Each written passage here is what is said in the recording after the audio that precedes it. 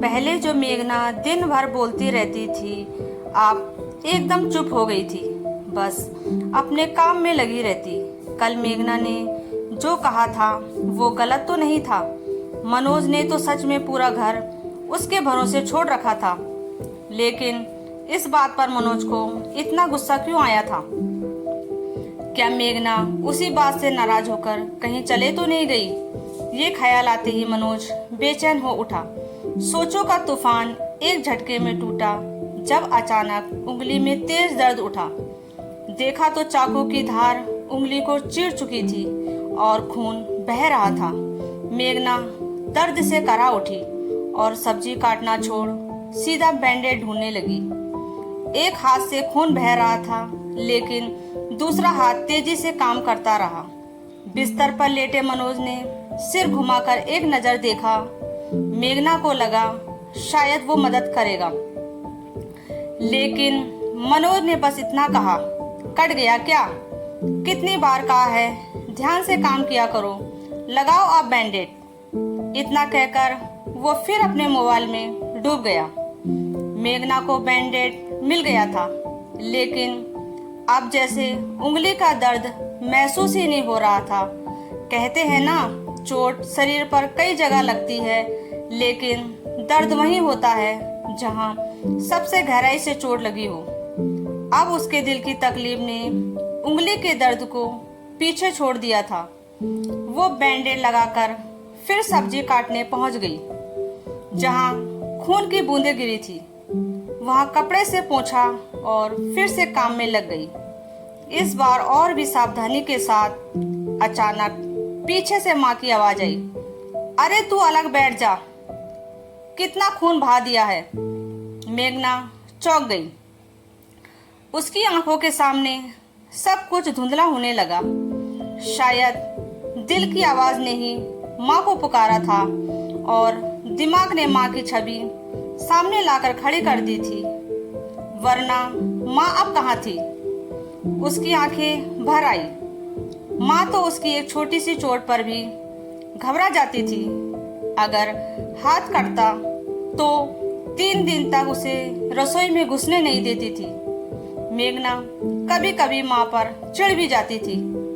इतनी सी बात पर इतना परेशान क्यों होती हो? शायद उसे माँ की इस जरूरत से ज्यादा परवाह की आदत हो गई थी। पर माँ को उसकी आदतों की परवाह कहाँ थी? वरना यूं अचानक अकेले छोड़कर ना चली जाती। माँ तो चली गई, लेकिन उनकी आदतें अब भी उसके साथ थी। इन सब ख्यालों में डूबी हुई मेघना के हाथ अब मशीन जैसे चल रहे थे। सब्जी बन चुकी थी और अब वो रोटियां बेलकर टिफिन भर रही थी। ये रोज का ही सिलसिला था। सुबह जल्दी उठना, मुकुल को जगाना, नहलाना, तैयार करना और फिर उसके लिए नाश्ता और टिफिन बनाना। इतना सब करते करते मुकुल की बस का टाइम हो जाता और उसे दौड़ते भागते स्कूल छोड़ना पड़ता। वापस आते ही नहाना, पूजा करना, खाना बनाना और इसी बीच अपने ऑफिस के लिए तैयार भी होना। मनोज मोबाइल में डूबा रहता और वक्त की उसे जरा भी फिक्र नहीं होती। मेघना ही उसे समय का ध्यान दिलाती रहती। टिफिन लेकर ऑफिस भागना होता तो अक्सर अपना खुद का नाश्ता छूट जाता। अगर ट्रेन में बैठने की जगह मिल जाती तो रोटी सब्जी की रोल का किसी तरह गले से नीचे उतारती, वरना ऑफिस में लंच टाइम का ही इंतजार करना पड़ता। आज मेघना ट्रेन में चढ़ी तो सामने ही एक खाली सीट जैसे उसे आवाज दे रही थी। थकी हुई थी। एक पल को मन किया दौड़कर वहां जाकर बैठ जाए। फिर उसकी नजर एक बुजुर्ग महिला पर पड़ी जो धीरे धीरे उसी सीट की ओर बढ़ रही थी। मेघना ने फुर्ती से जाकर सीट पर अपना बैग रख दिया और आंखों के इशारे से उस महिला को बता दिया कि ये सीट उनके लिए रखी है। सीट पाकर उस अधूरे दांतों वाले चेहरे पर जो प्यारी सी मुस्कान आई, उसने मेघना को अंदर तक भिगो दिया। माँ भी जब अपने नकली दांत निकाल देती थी तो ठीक ऐसे ही हंसती थी। उस मुस्कान के साथ ही आंखों से आंसू बह निकले। मेघना दरवाजे के पास जाकर चुपचाप खड़ी हो गई। माँ ने ना जाने कितनी बार फोन पर कहा था, मेघना एक बार आजा, मिल ले, पर मेघना अपनी गृहस्थी और काम में ऐसी उलझी रही कि जाने का सोच भी नहीं पाई। मुकुल की पढ़ाई, घर का काम, ऑफिस और ऊपर से मनोज का भी काम, ना जाने कितनी जिम्मेदारियों की बेड़ियां उसने खुद ही अपने पैरों में बांध ली थी, जो हर बार उसे रोक लेती थी। माँ मिलने की आस लिए चली गई और मेघना उन्हें आखिरी बार भी नहीं देख पाई। ऐसा लगा जैसे माँ भी नाराज थी, इसलिए उसे अंतिम दर्शन तक न होने दिए। माँ के जाने के बाद से एक ही बात बार बार दिल में आती रहती, अगर जो छुट्टियां माँ के चले जाने के बाद ली वो पहले ले ली होती तो शायद ही अफसोस न होता। तभी अचानक उसके हाथों पर किसी का स्नेह भरा स्पर्श महसूस हुआ। चौंक कर देखा तो वही बुजुर्ग महिला थी। सब ठीक है? उनकी नजरें सीधे मेघना के चेहरे पर थी। मेघना ने थोड़ा हैरानी से उन्हें देखा तो उन्होंने उसके आंसुओं की ओर इशारा किया। माँ की यादों में खोई मेघना को पता ही नहीं चला कि कब उसकी आंखों से आंसू बह निकले। पूरे डब्बे की महिलाएं अब उसी की ओर देख रही थी। आंसू पोंछते हुए जबरदस्ती मुस्कुराकर मेघना ने कहा, माँ की याद आ गई। महिला ने बड़ी सादगी से कहा, तो मिल आओ। मेघना बस इतना ही कह पाई। अब बहुत देर हो चुकी है। और ये कहते कहते उसका गला भर आया था। महिला ने उसके कंधे पर हल्का सा हाथ रखा और फिर अपने स्टेशन पर उतर गई।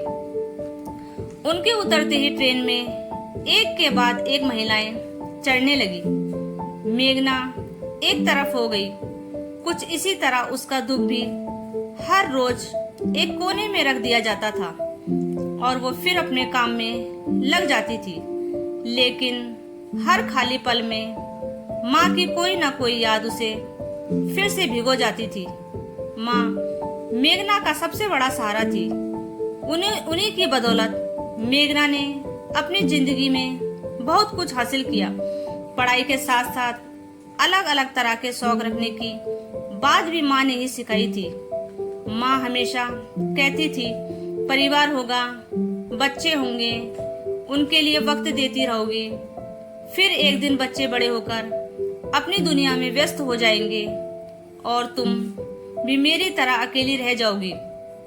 मेघना हंसकर कहती, माँ सच में ऐसा भी क्या? मुझे तो अकेलापन बहुत पसंद है। मैं तो जी भरकर सोऊंगी। माँ मुस्कुरा देती, कितने दिन? हर दिन एक जैसा लगेगा। फिर मेघना अपने शौक पाल बेटा उन्हें साथ लेकर चल, तभी अकेले में भी सुकून मिलेगा। माँ की इन्हीं बातों ने मेघना को आगे बढ़ने की हिम्मत दी थी। जब भी वो कमजोर पड़ती, माँ ही उसे संभालती। मुकुल के जन्म के बाद भी माँ ने ही उसका इस तरह ध्यान रखा कि मेघना आराम से ऑफिस जा पाई। कई बार मेघना घर की जिम्मेदारियां देखकर नौकरी छोड़ने का सोचती, लेकिन हर बार माँ रोक लेती। घर बैठकर क्या करेगी? कम से कम काम के बहाने घर से बाहर जाती तो है। रास्ते में कुछ अनजाने चेहरे ही सही, पर ताजगी तो मिलती है ना। माँ की बात आज सच लगती है। ट्रेन में जब एक अनजान आंटी ने उसके आंसू देखकर हाल पूछा तो एक अजीब सा अपनापन महसूस हुआ। ऐसा अपनापन उसे अब घर में भी नहीं मिलता। मनोज तो अब जैसे अजनबी लगने लगा है। शादी तो अरेंज ही हुई थी, लेकिन सगाई से शादी तक का वो एक महीना कितना खास था। अक्सर दोनों मिलते और हर मुलाकात में थोड़ी थोड़ी और नज़दीकियाँ बढ़ जाती। शादी के दिन सब कहते तुम दोनों की शादी अरेंज कम लव मैरिज ज़्यादा लगती है। मेघना शर्माकर मुस्कुरा जाती, लेकिन अंदर ही अंदर मनोज के लिए कुछ खास महसूस करती। अब सोचती है, क्या ये वही मनोज है जो उसकी एक आह पर बेचैन हो जाता था? और आज जब उसकी उंगली से खून बह रहा था, तब भी मोबाइल से नजरें नहीं हटाई। मुकुल के आने के बाद वो पूरी तरह घर और बेटे में उलझ गई, पर उनके बीच जो फासला आया वो कब और कैसे आया पता ही नहीं चला। अचानक एक जोरदार हॉर्न की आवाज से वो चौंकी। वो बीच सड़क पर थी। जल्दी से किनारे हुई और इधर उधर देखा कि वो है कहाँ। असल में आदतन अपने स्टेशन पर उतरकर रोज की तरह ऑफिस की ओर चल पड़ी थी, पर मन में इतने ख्याल थे कि रास्ते का होश ही नहीं रहा। तभी उसके बैग में रखा मोबाइल बज उठा। हड़बड़ाकर में उसने बिना देखे ही कॉल रिसीव किया और एक ही सांस में बोल पड़ी, सर सॉरी सर, वो ट्रेन में छूट गई थी। मैं बस में अभी स्टेशन से बाहर। अचानक दूसरी तरफ से खिलखिलाकर आती आवाज ने उसे चौंका दिया। ओहो, क्या बात है, हमारी शेरनी तो ऑफिस के नाम से ही घबरा गई। उफ, मेघना की आंखें चौड़ी हो गई। उसने तुरंत फोन स्क्रीन पर नजर डाली। मिताली कॉलिंग। ओफो मिताली, तू? मेघना ने लंबी सांस ली, जैसे किसी गड्ढे से बाहर आई हो। यार सॉरी, मुझे लगा बॉस का फोन है। मेघना ने राहत की सांस ली। हमारी शेरनी तो गीदड़ बन गई है। लगता है तुझे फिर से जंगल में बुलाने का वक्त आ गया है। मिताली अपने पुराने बेधड़क अंदाज में बोल रही थी। मेघना ऑफिस की ओर तेज कदम बढ़ाते हुए अतख्याली सी बोली, हाँ हाँ, क्या हाँ हाँ? अरे तुझे इस बार आना ही पड़ेगा, वरना अगली बार गीदड़ से सीधा बकरी बनाने में देर नहीं लगेगी। कहाँ आना है? क्या बोल रही है तू? कुछ समझ ही नहीं आ रहा है। मेघना अब चिढ़ने लगी थी। कॉलेज गेट टुगेदर में यार, बताया था ना, याद नहीं? मेघना की आवाज में हल्की मायूसी थी। मिताली, मैं बाद में कॉल करती हूँ, आज जरा लेट हो गई हूँ। अरे सुन तो, बाय, कहकर मेघना ने कॉल काट दिया। ऑफिस से लौटते वक्त मिताली की बातें बार बार मन में घूम रही थी। उसे याद आया कि पिछले हफ्ते ही मिताली ने कॉल करके गेट टुगेदर का प्लान बताया था, लेकिन वो कैसे जा सकती है? यहाँ पूरा घर, ऑफिस, सब कुछ उसी के भरोसे है।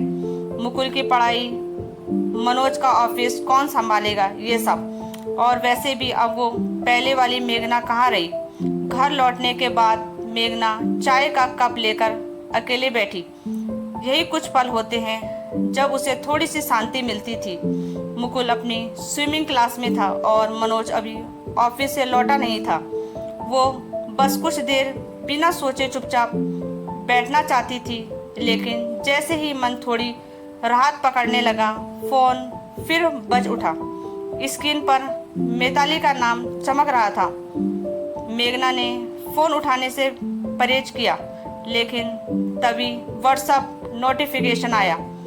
मिताली का मैसेज था गेट टुगेदर के बारे में। मेघना बस ऊपरी तौर पर पढ़कर रह गई। उसका मन अभी भी उलझा था।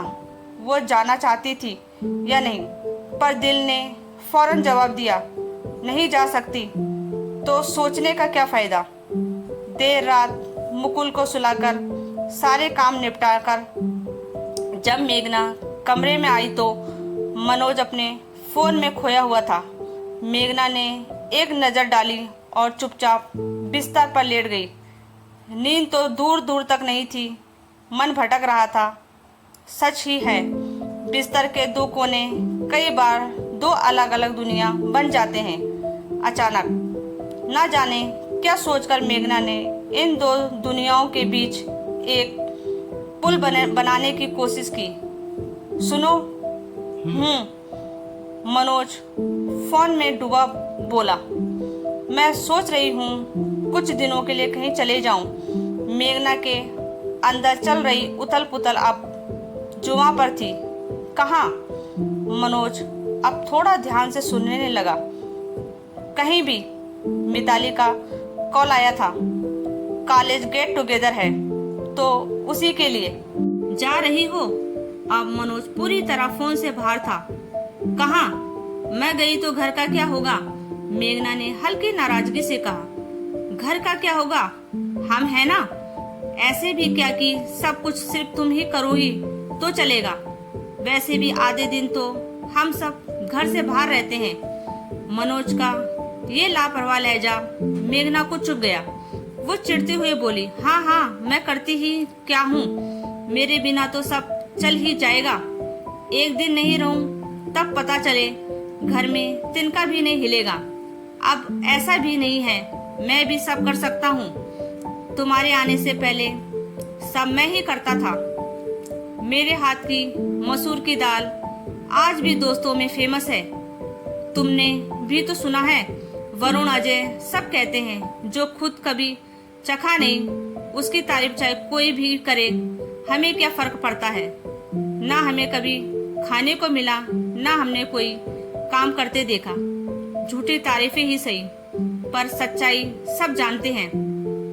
मेघना को पता था कि मनोज अपनी बनाई मसूर की दाल की बुराई नहीं सुन सकता, लेकिन वो भी इस बार अपने किए गए काम का क्रेडिट छिन जाने से दुखी होकर जानबूझकर बार कर रही थी।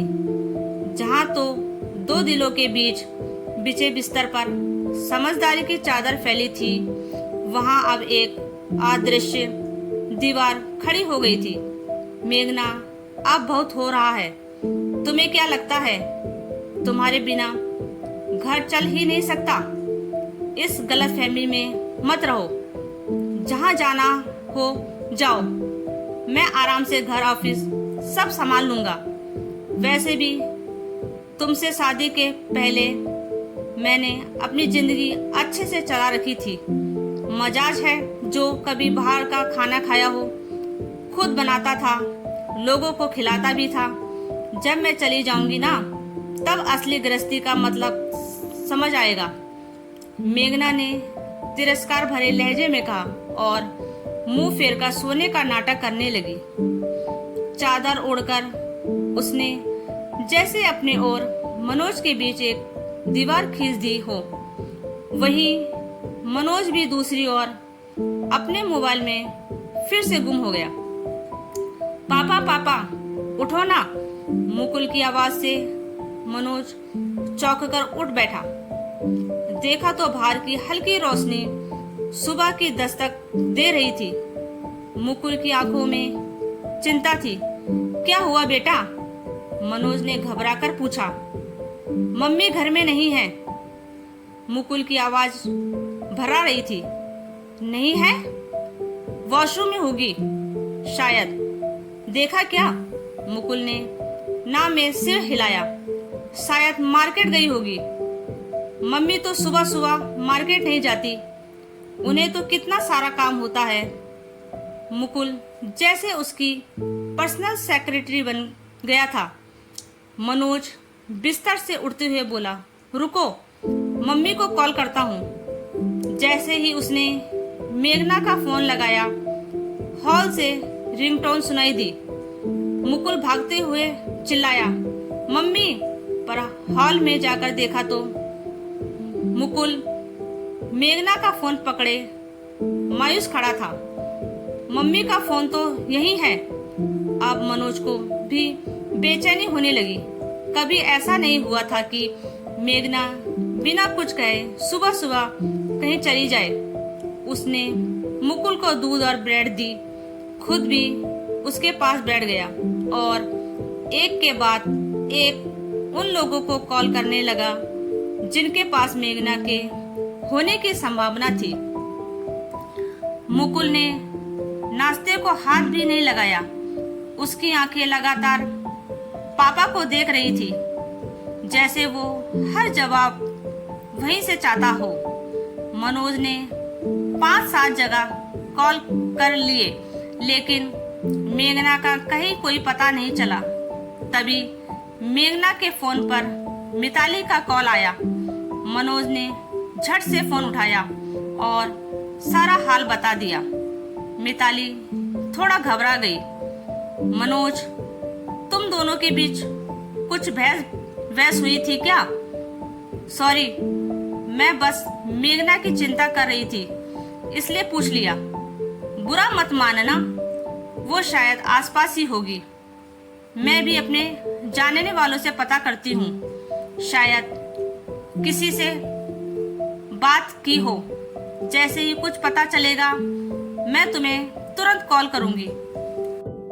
मनोज ने बस ठीक है कहा और कॉल कट हो गई। इधर मनोज को अचानक याद आया कि कल रात ही तो उनके बीच बहस हुई थी, पर ऐसा तो कई बार हो जाता था। शायद अब यही तो उसके बीच की बातचीत रह गई है, वरना मेघना दिन भर घर के कामों में उलझी रहती है, फिर ऑफिस का प्रेशर अलग। मुकुल भी उस चैन से बैठने नहीं देता। जब तक वो फुर्सत में होती तब तक मनोज थक कर सोना चाहता है। साल दर साल उनके बीच बातों का सिलसिला जैसे थमता जा रहा था। पहले कैसे दोनों एक दूसरे के लिए वक्त निकालते थे, लेकिन मुकुल के आने के बाद मेघना का पूरा ध्यान उसी पर टिक गया। जब भी वो घर पर होती उसका सारा फोकस मुकुल पर ही होता। मनोज ने भी जैसे दोस्तों की दुनिया में खुद को वापस समेट लिया था। पहले दिन भर बोलने वाली मेघना अब चुप सी रहने लगी थी, बस काम में डूबी रहती। कल मेघना ने सही ही तो कहा था, मनोज ने पूरा घर उसी के भरोसे छोड़ दिया है। इस बात पर भी वो झुलसा गया। कहीं मेघना इसी बात से नाराज होकर सच में कहीं चली तो नहीं गई। ये ख्याल आते ही मनोज बेचैन हो गया। उसने झट से मेघना का फोन उठाया, शायद कुछ सुराग मिल जाए कि वो कहाँ जा सकती है। फोन में ढेरों मैसेज बिना पड़े थे। उनमें से आधे से ज्यादा बस इसी शिकायत से भरे थे कि मेघना उनसे बात ही नहीं करती। मनोज को अचानक ग्लानि महसूस हुई। मेघना के पास सच में खुद के लिए वक्त ही नहीं था और वो बस शिकायतें करता रहा। उसने फोन कसकर पकड़ा और खुद से बुदबुदाया, मेघना कहाँ हो तुम? एक बार आ जाओ, मैं सब कुछ बदल दूंगा। तभी दरवाजे की घंटी बजी। मुकुल दौड़ पड़ा। उसके पीछे पीछे मनोज भी लगभग भागते हुए पहुंचा। दरवाजा खोला तो सामने मुस्कुराती हुई मेघना खड़ी थी। उसे देखते ही मुकुल उससे लिपट गया। कहाँ गई थी तुम? फोन भी यहीं छोड़ गई, कोई ढूंढे तो कैसे? जरा भी फिक्र नहीं तुम्हें किसी की, मनोज ने लगभग डांटते हुए कहा। मेघना ने उसे आश्चर्य से देखा। मुकुल ने मासूमियत से कहा, मम्मी, मैं तो आपको कब से ढूंढ रहा था, पता है? पापा कितने टेंशन में थे, सबको फोन कर डाले। मेघना मुस्कुराते हुए झुकी और मुकुल का माथा चूमते हुए बोली, तुम तो 9 बजे तक उठते नहीं थे, आज इतनी जल्दी कैसे उठ गए? मम्मी के बिना नींद नहीं आई? मुकुल ने धीमे से कहा। मनोज की नजर अब भी मेघना पर टिकी थी। गुस्से का बहाना कर रहा था, पर दिल हल्का हो गया था। मैंने कल ही तो बताया था, अब रोज योगा और मेडिटेशन क्लास जाऊंगी। दोनों को कहा था, तुम लोग ध्यान नहीं देते मेरी बातों पर। चलो अब जल्दी से नाश्ता बनाती हूँ। मेघना जैसे ही अंदर जाने लगी, मनोज ने उसे अपनी ओर खींचकर कस के गले लगा लिया। उसकी आंखों से आंसू निकल पड़े जिन्हें वो रोक नहीं पाया। मेघना, सॉरी, आज के बाद तुम्हें कभी अकेले महसूस नहीं होने दूंगा। मैं तुम्हारे साथ हूँ, मैं बदल जाऊंगा। मेघना हैरानी से मनोज को देख रही थी। मनोज, क्या क्या हुआ तुम्हें? मैंने तो कुछ नहीं कहा, मगर तुमने कभी शिकायत भी तो नहीं की मेघना, और यही बात मुझे अंदर ही अंदर तोड़ देती है। तुम इस घर की ताकत हो, पर हम ही तुम्हें थामे बैठे हैं। तुम उड़ना चाहती हो, मैं अब तुम्हारे पंख नहीं काटूंगा, उड़ने दूंगा खुलकर। मेघना की आंखें भर आई। वो मनोज को सोफे पर ले गई और पास बैठ गई। मुकुल को भी पानी लाने का इशारा किया। मनोज ने मुकुल को गोद में बिठाया और कहा, मुकुल बेटा, मम्मी अपने दोस्तों से मिलने जाना चाहती है, क्या हम दोनों मिलकर घर संभाल लेंगे? मुकुल थोड़ा चुप रहा, फिर बोला, मम्मी के बिना घर अच्छा नहीं लगता पापा। मुझे भी अच्छा नहीं लगता बेटा, पर मम्मी को भी तो ब्रेक चाहिए ना। हम स्कूल ऑफिस के बाद खुद के लिए टाइम निकालते हैं, तो मम्मी क्यों नहीं? मुकुल ने कुछ सोचकर कहा, ठीक है मम्मी, लेकिन अपना फोन साथ लेकर जाना और रात को वीडियो कॉल जरूर करना। ओके। मेघना की आंखों में सैलाब आ गया। उसने मुकुल को गले से लगा लिया। मनोज ने मुस्कुराकर दोनों को एक साथ बाहों में भर लिया और बोला, अरे, इस मम्मी बेटे के प्यार में पापा को भूल गए क्या? मुकुल खिलखिला उठा। मेघना ने मनोज के कंधे पर सिर टिकाया और उसके कान में धीरे से कहा, मैंने सुना था योग के कई फायदे होते हैं, पर ऐसे कमाल के फायदे भी होंगे ये पहली बार महसूस हुआ। मनोज ने हंसते हुए दोनों को कसकर गले लगा लिया। बाहर सूरज की रोशनी खिड़की से झांक रही थी और घर के अंदर रिश्तों की गर्माहट एक नई सुबह के साथ खिल रही थी। तो दोस्तों, इस कहानी के माध्यम से हमने समझा, कभी कभी हम जिंदगी की भागदौड़ में सबसे बड़ी दौलत को नजरअंदाज करते हैं। माँ पापा का प्यार कभी वक्त निकालकर माँ पापा से मिलाओ। एक बार फोन करके कह दो, माँ तुम्हारी बहुत याद आ रही है, क्योंकि क्या पता कल हो ना हो। और अगर माँ या पिता अब इस दुनिया में नहीं है, तो उनके प्यार को अपने भीतर जिंदा रखो। अपनी जिंदगी को थोड़ा उनके लिए भी जी लो। और हाँ, खुद को कभी इतना मत खो देना कि जो तुम्हारे सबसे अपने हैं वो ही तुमसे दूर हो जाएं। कभी कभी जिंदगी में प्यार खामोशी में भी होता है, पर हर खामोशी सही नहीं होती। पति पत्नी का रिश्ता सिर्फ एक साथ रहने का नहीं, बल्कि एक दूसरे को महसूस करने का नाम है, क्योंकि जहाँ मैं और तू नहीं होता, वहीं से हम की शुरुआत होती है। तो कैसी लगी आपको ये कहानी? कमेंट्स में अपनी राय जरूर दें। अगर अच्छी लगी हो तो लाइक करें, शेयर करें, और हाँ, अगर चैनल में नए हैं तो चैनल को सब्सक्राइब करना ना भूलें। तो मिलते हैं जल्द एक नई दिल छू लेने वाली कहानी के साथ। तब तक के लिए राधा राधा। स्वस्थ रहें, मस्त रहें।